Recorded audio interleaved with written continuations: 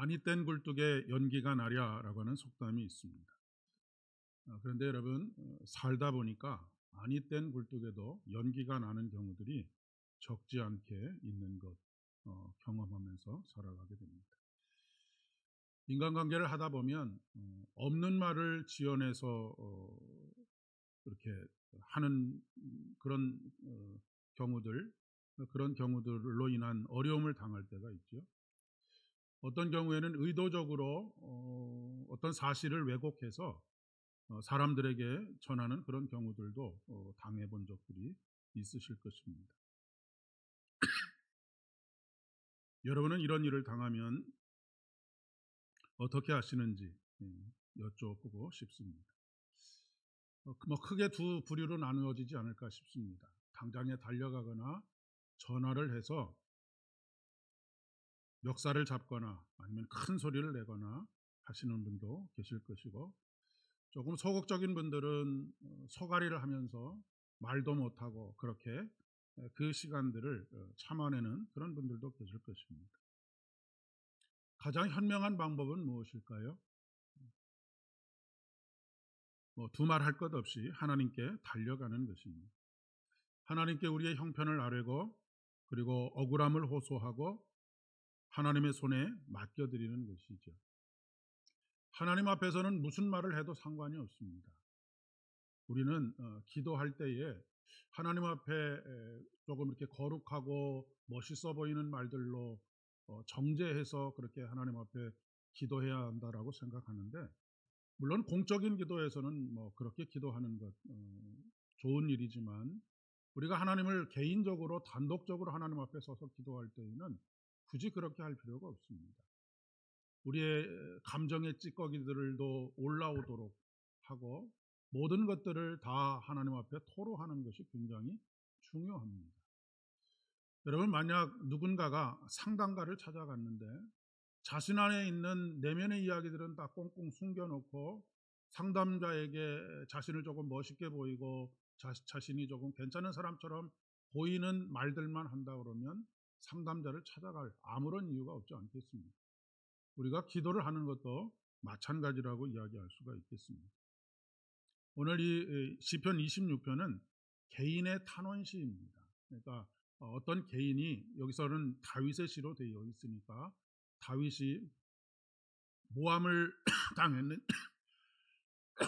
죄송합니다. 모함을 당했는지, 아니면 아예 없는 말을 누군가가 지어내서 다윗에게 뒤집어 씌웠든지, 아니면 어떤 일이 있었는데 그것으로 인한 오해가 생겼는지, 또 어떤 사람이 의도적으로 그것을 왜곡해서 고발을 했는지는 모르겠지만 그런 일을 당한 것입니다. 억울하게 고발당한 피고인이 자신의 결백을 천명하고 구원을 간구하는 내용이지. 어찌 보면 다윗만큼 그런 많은 일들을, 억울한 많은 일들을 당한 사람도 그렇게 흔치 않을 것 같습니다. 다윗의 의도와는 전혀 상관없는 오해를 받은 적도 많이 있었고, 왜곡된 시선으로 바라보는 것 때문에 당하는 억울함도 있었고, 뭐 여러 가지가 있었습니다. 다윗이 한 15살 정도 됐을 때에 블레셋과의 전쟁에서 이스라엘이 크게 패배하고 있었습니다. 그때 전쟁터에 나가서 여호와 하나님의 이름이 더럽혀지는 것을 참지 못하고 그 어린 소년의 몸으로 골리앗과 싸우겠다고 하지요. 그런 말을 들었을 때 사울은 다윗에게 호의를 베풉니다. 너 지금 내가 입고 있는 이 갑옷, 왕이 입는 갑옷이니 얼마나 뭐 여러 가지 면에 있어서 품질이 뛰어났겠습니까? 그 갑옷을 주면서 나가서 싸우라고 그렇게 내보내고 있는 것을 보게 됩니다. 하나님의 은혜로 다윗은 그 전쟁에서 승리를 얻었습니다. 그리고 그 이후로 그는 전쟁터에서의 삶이 지속되게 되는 것을 보게 됩니다. 성경은 우리에게 다윗이 가는 곳마다 하나님께서 다윗을 이기게 하셨다라고 그렇게 기록하고 있습니다. 그러니까 다윗이 가는 곳마다 다윗의 능력이 드러났다기보다는 하나님께서 사람들이 보기에 수적으로나 무기로 보거나 어떤 면에 있어서도 다 열세인데 하나님께서 이기게 하셨다라고 하는 것을 모든 사람이 볼 수 있게 하셨다라고 하는 것입니다. 다윗이 블레셋과의 전쟁에서 이기고 돌아올 때 여인들이 그를 축하하면서 노래를 하지요. 사울이 죽인 자는 천천이고 다윗이 죽인 자는 만만이다라고 그렇게 노래합니다.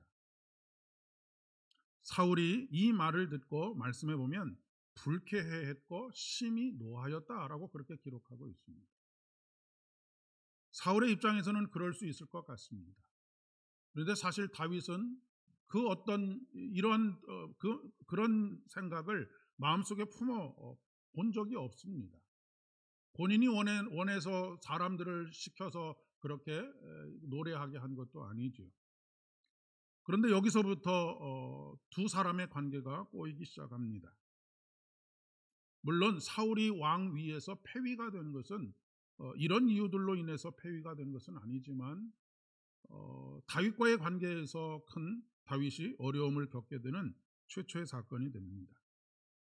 그날 이후로 사울이 다윗을 주목하게 되었다라고 성경은 기록하고 있습니다. 주목하게 되었다라고 하는 것은 삐딱하게 보게 되었다라고 하는 그런 이야기입니다. 여러분, 마음이 한번 이렇게 틀어지면 무슨 일을 진정성이 있게 해도 다 삐딱하게 보이게 되어져 있습니다. 그러니까 다윗의 본래 의도와는 전혀 상관없는 해석을 하고 왜 그렇게 하느냐고 계속해서 공박을 되는 경우들이 참 많이 있습니다. 작은 오해로부터의 이런 뒤틀림이 돌이킬 수 없는 단계에까지 이른 파탄적인 상황이 바로 다윗과 사울의 관계라고 이야기할 수가 있겠습니다. 아무리 풀려고 해도 풀려지지가 않습니다. 다윗이 아무리 선의를 가지고 사울에게 찾아가도 이미 한번 마음이 뒤틀어졌기 때문에 그 마음을 받아줄 생각이 전혀 없습니다. 그런데 사울은 그런 다윗이지만 또 눈에 보이지 않으면 불안하기에 자신의 딸과 결혼을 하도록 그렇게 하지요. 그래서 다윗이 사울의 딸인 미갈과 결혼을 하게 됩니다. 그렇다고 해서 곁에 두고 있지만 죽일 명분이 없으니 그냥 그렇게 시간들이 흘러가게 되는 것이죠.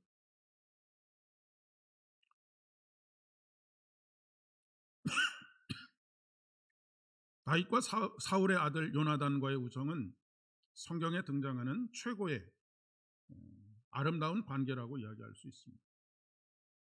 그런데 그마저도 사울에게 있어서는 아들 요나단조차도 눈의 가시처럼 생각이 되는 그런 상황이 되고 말았습니다. 분명히 내 편을 들어야 하는데 내가 싫어하고 원수처럼 생각하는 저놈 편을 들으니 관계가 좋을 리가 없지 않겠습니까?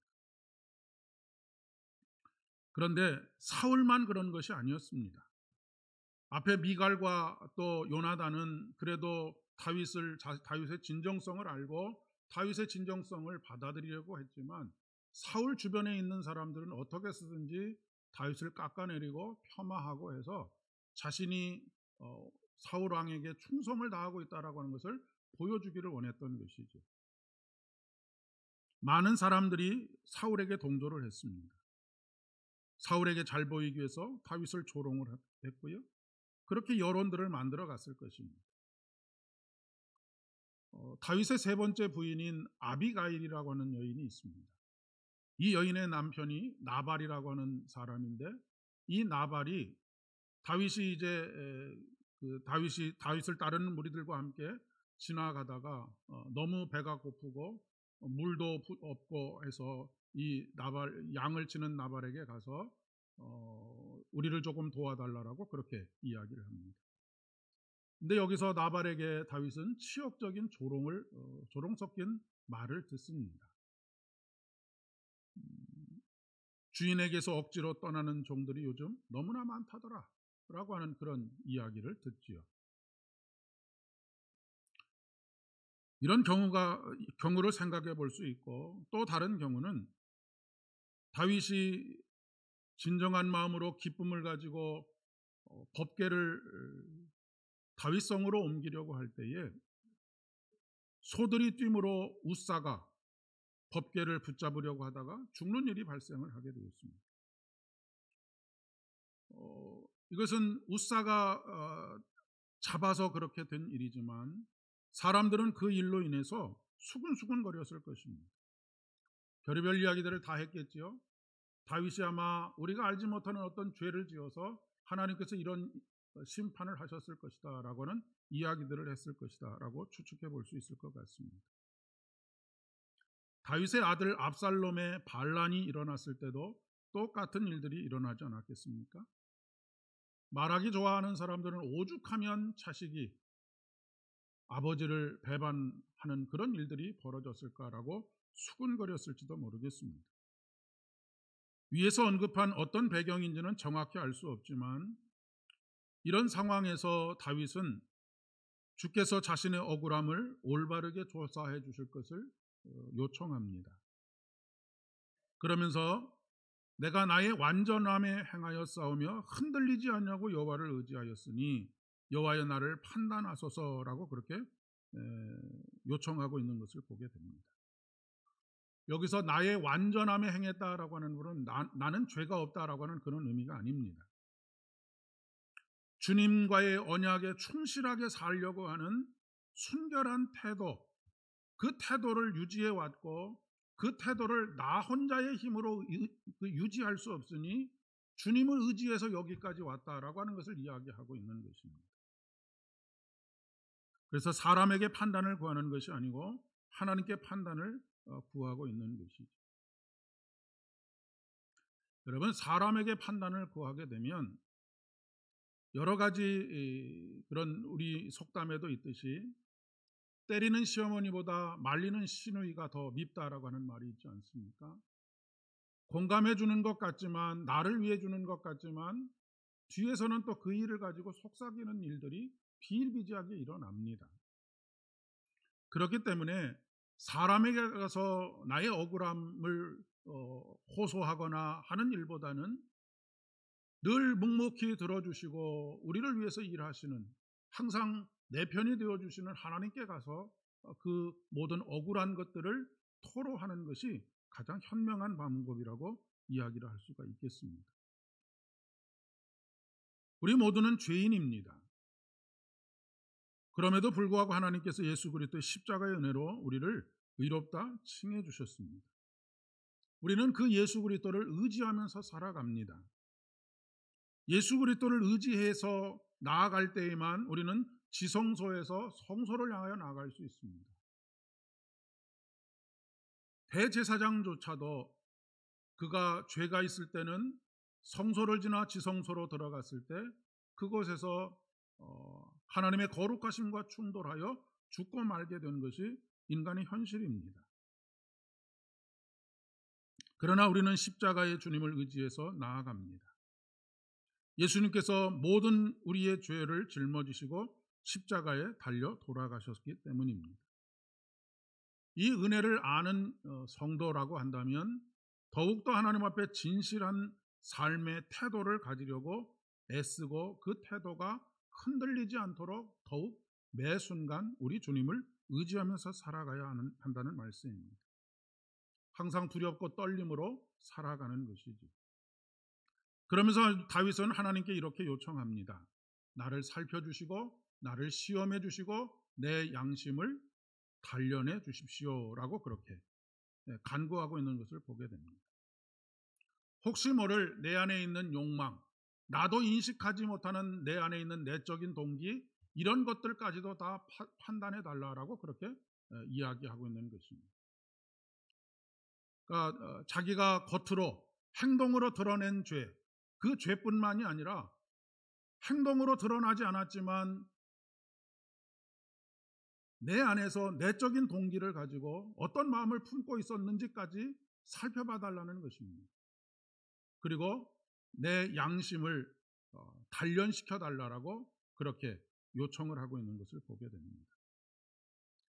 내 뜻을 살피시고 시험하시고 내 뜻과 내 양심을 단련하소서라고 그렇게 간구하고 있는데, 여기서 내 뜻이라고 할 때의 뜻은 우리 이 장기 중에 콩팥, 심장을 의미합니다. 그리고 양심은 문자적으로는 그 히브리어의 문자적인 의미로만은 심장이라고 하는 그런 뜻을 가지고 있습니다.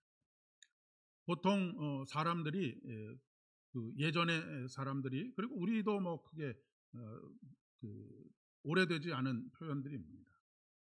콩팥은 감정과 정서를 관장하고 심장은 이성과 의지를 관장한다라고 그렇게 이야기를 합니다. 그러니까 지금 다윗이 하나님께 무엇을 살펴달라고, 무엇을 시험해달라고, 그리고 무엇을 단련해달라고 고백하고 있느냐면 내 감정과 정서 그리고 의지와 이성까지를 다 점검해달라고 그렇게 요청을 하고 있는 것이죠. 우리나라에서도 종종 쓰이는 말이, 요즘은 잘 쓰지는 않지만 쓸개 빠진 놈이라고 하는 말을 쓰곤 하지 않습니까? 쓸개 빠졌다라고 하는 것은 줏대가 없다라고 하는 그런 이야기입니다. 그러니까 의지력이 없다라고 하는 그런 이야기이죠. 우리의 장기 중에 이 쓸개라고 하는 것이 그런 기능을 담당한다라고 하는 것이 오랜 그 세월 동안의 사람들의 생각이었다라고 하는 것입니다. 다윗은 자기의 겉모습뿐만이 아니라 자기의 내면의 내적인 동기들까지 살펴달라고 그렇게 이야기하고 있습니다.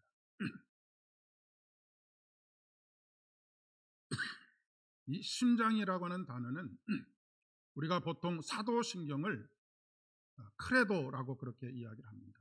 믿음, 우리의 믿는 바라고 그렇게 이야기를 하는데, 이 크레도라고 하는 말의 본래 의미는 무엇이냐면 나의 심장을 주님께 바칩니다라고 하는 의미를 가지고 있습니다. 다윗은 자신의 무죄를 주장하면서 자신은 이제까지 어떤 태도를 견지해 왔느냐면, 저는 있어야 할 곳에 있으려고 노력을 해왔고 있어서는 안 되는 곳에는 가지 않으려고 노력을 했습니다라고 그렇게 이야기를 하고 있습니다. 4절과 5절은 피해야 할 곳을 피했음을 고백하는 것이죠.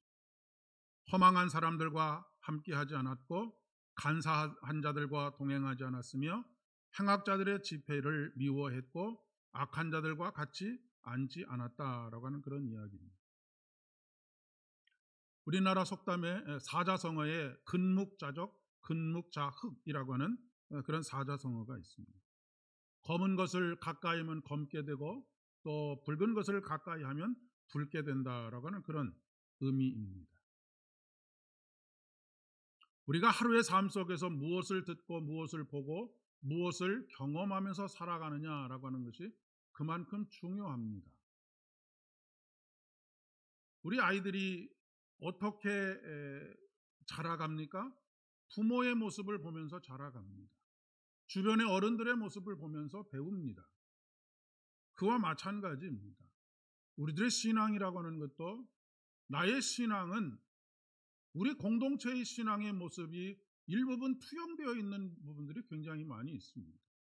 신앙은 보고 배우는 것이 되기 때문에 그렇습니다.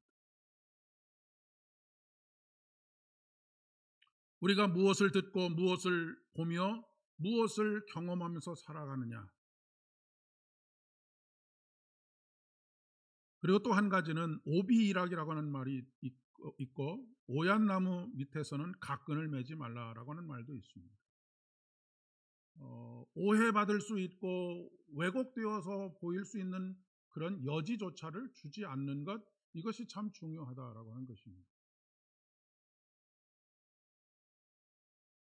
그리고 6절로부터 7절까지의 말씀에서는 가장 먼저 다윗은 자신의 손을 씻고로 시작합니다. 자신의 손을 씻고 두루 제단을 돌아다니며 감사의 소리를 들려주고 주의 기이한 일들을 말하고자 했다라고 그렇게 고백하고 있습니다. 앞서서 말씀드렸던 것처럼 다윗은 자신의 무죄함을 주장하는 것이, 나는 전혀 죄가 없는 그런 사람이다를 주장하고 있는 것이 아니라, 나는 실수도 하고 실패도 했고 죄도 저질렀지만 나는 손을 씻는 사람입니다. 이 얘기는 무엇이겠습니까? 하나님 앞에 나와서 용서를 구하고 은혜를 구하고 용서와 은혜를 구하고 그로 인해서 하나님께서 십자가의 보혈로 나를 용서해 주신 그 은혜를 경험한 사람이라고 하는 것을 이야기하고 있는 것입니다. 그러면서 주의 제단을 두루 다니며 무슨 소리를 주로 한다고요? 감사의 소리를 주로 하고 어떤 일들을 사람들에게 이야기한다고요? 나의 이야기가 아니라 주께서 우리에게 행하신 기이한 일, 그것은 곧 구원의 이야기들을 계속해서 해가고 있었다라고 하는 것을 이야기하고 있습니다.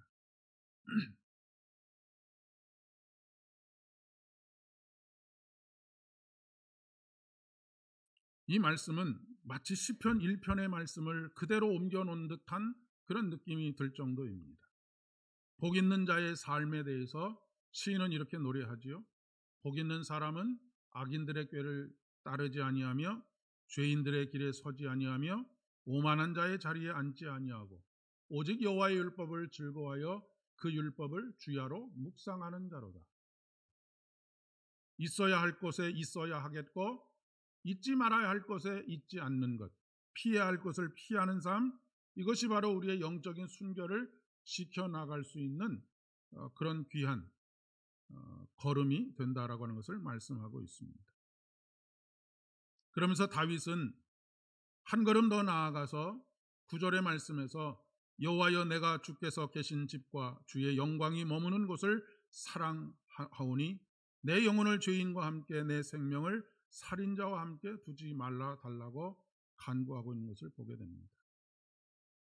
오늘 이 말씀 속에서 4절과 5절, 6절과 7절에 대비되는 두 가지 장소가 있습니다. 하나는 행악자들의 모임이고 다른 하나는 예배자들의 모임입니다.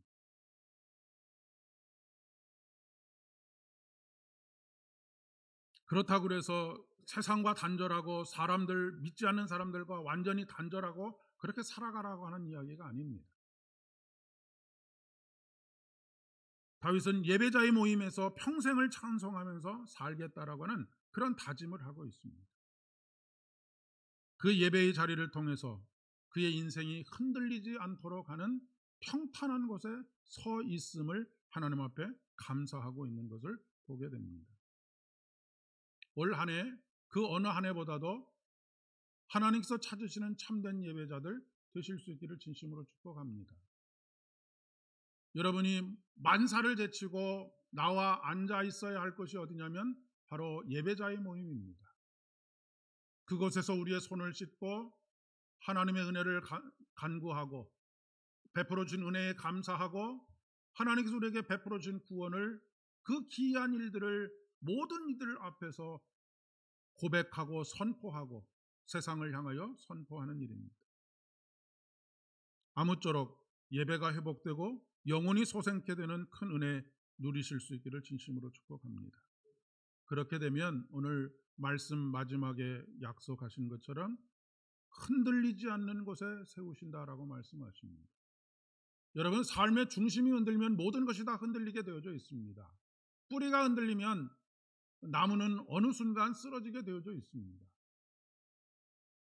우리의 중심은 무엇입니까? 바로 예배하는 예배자의 자리입니다. 그곳으로부터 모든 것이 든든하게 설 수 있음을 말씀하고 계십니다. 이 복과 은혜가 저와 여러분에게 있기를 진심으로 축복합니다. 기도하겠습니다. 은혜가 풍성하신 아버지 하나님, 감사를 드립니다.